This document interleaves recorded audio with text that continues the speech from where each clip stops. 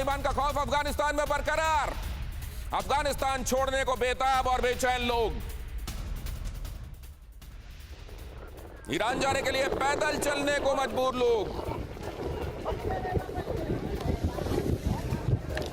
Afghan Iran border पर सैकड़ों का हुजूम। इस पहाड़ी के उस पार ईरान, लेकिन जाना इतना आसान नहीं। अफगानिस्तान से अगर पाकिस्तान की तरफ जाते हैं तो स्पिन बोल्डक में गोलियों से भून दिए जाने का खतरा है और कहीं जा नहीं सकते। फिर बड़ा हिस्सा लगता है ईरान के साथ ईरान की तरफ पैदल चलते। न जाने कितने पहुंच पाएंगे, न जाने कितने रास्ते में ही दम तोड़ जाएंगे। क्योंकि अगर ये काबुल एयरपोर्ट पहुंच रहे थे तो वहां तालिबान की गोलियों की तड़तड़ाहट थी, जो ये कह रही थी वापस लौट जाओ, हम तुम्हें हिफाजत देंगे। लेकिन हिफाजत के नाम पर जब वो वापस आ रहे थे तो उनको एट्रोसिटीज का शिकार होना पड़ रहा था। बचते बचाते किधर जाएं?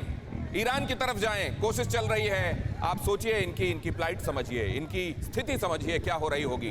पैदल मीलों का सफर, इसमें बच्चे भी, बुजुर्ग भी, महिलाएं भी। कितनी रसद, कितना पानी अपने साथ लेकर चले होंगे। पानी यहां वैसे भी नहीं है। क्या हाल हो रहा होगा इनका, इसकी सिर्फ कल्पना की जा सकती है। कितनी भयानक मानवीय त्रासदी इस समय अफगानिस्तान देख रहा है। काश कि पाकिस्तान कुछ को आने देता। इनके लिए वाकई तमाम मुल्क कुछ सोचते, इनको अपने हाल पर ना छोड़ा जाता। क्या हमने एज अ वर्ल्ड इंसान होना सूटेबिलिटी में ही याद रखना है? क्या जब वक्त आता है हम इसको बहुत सुविधा के हिसाब से भुला भी देते हैं? खासतौर से नीलम इरशाद जी से जानना चाहूंगा। नीलम इरशाद शेख हाल में इसलिए चर्चा में आई क्योंकि उन्होंने ये कह दिया था कि कश्मीर को तालिबान पाकिस्तान लेकर तोहफे में देंगे, लेकिन इस बात पर पीटीआई ने ही उनको शो कॉज नोटिस दे दिया था। पहले तो मैं ये समझूं कि नोटिस का जवाब दे दिया क्या उन्होंने? नीलम जी, स्वागत है आपका। नोटिस का जवाब दे दिया?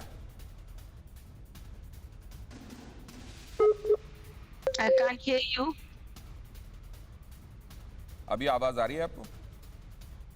जी अब आ रही है। नीलम शेख जी, हालात देख रही हैं आप अफगानिस्तान के? ईरान की तरफ जाते हुए जैसा करेंगे वैसा भरेंगे। इनकी गलती है, इन्होंने जैसा किया वैसा भर रहे हैं। इसीलिए आप लोग अंदर नहीं आने देते, गोली चला देते हैं स्पिन बोल्डक पर उनको। तो रशिया भी तो सुपर पावर थी, तो अमेरिकन का तो ये जो 19 years 10 months 25 days में इन्होंने ब्लडी अपनी कॉन्फ्लिक्ट रखी थी, BLOODY।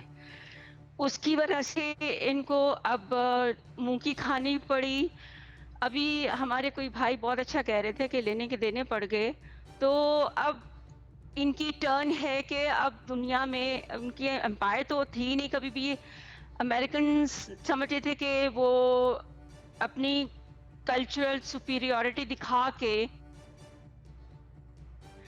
अभी उस पे ना जाएं मैम। गलत फैसला था। आप मैं सबसे पहले आपसे ये जानना चाहता हूँ, ये तस्वीरें आपको दिखाई दे रही हैं क्या? पैदल चलते हैं इतने सैकड़ों की तादाद में लोग।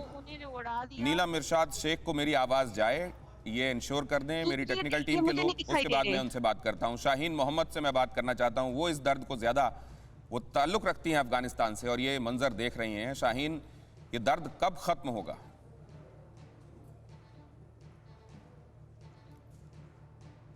Shaheen, can you hear me? Are you comfortable speaking Hindi? जी सॉरी, रिपीट करें दोबारा। ये तस्वीरें आप देख रहे हैं, ईरान की तरफ जाते लोग भूखे प्यासे पैदल, बूढ़े बच्चे, महिलाएं। क्या आ रहा है आपके जहन में? ये कुछ ऐसा फ्यूचर मेरे फ्यूचर में है कि ये भी ईरान और पाकिस्तान का एक दिखावा है। लोगों को बुला देगा और इनको जैसे कि आप कुछ देर पहले बोला, ये रास्ते में दम तोड़ देगा, वहाँ पहुँच जाते हैं। या कुछ लोग इसकी बारे में कुछ ख़ास प्रोग्राम बना हुआ है कि ये कुछ लोग जो भागने वाले हैं, ये वही लोग हैं जो उनको जान से मारने वाले हों। अब जिस तरीक़े से ये लोग लोगों को धमका देते, डरा देते, वो कुछ ऐसा है जैसे आम लोग तो जो अफ़गानिस्तान में वो तो अपने जगह में वो निकल जाते हैं, जो आर्मी में होते हैं वो निकल जाते हैं, जो एनजीओ में काम करते हैं। हमने की गलती फिर एक बार, कोरोना ने किया दोबारा प्रहार। मास्क, 2 गज दूरी, करें अपनी सुरक्षा खुद। कोरोना टीका हम सबको लगाना है, मिलकर साथ समझदारी से कोरोना को हराना है।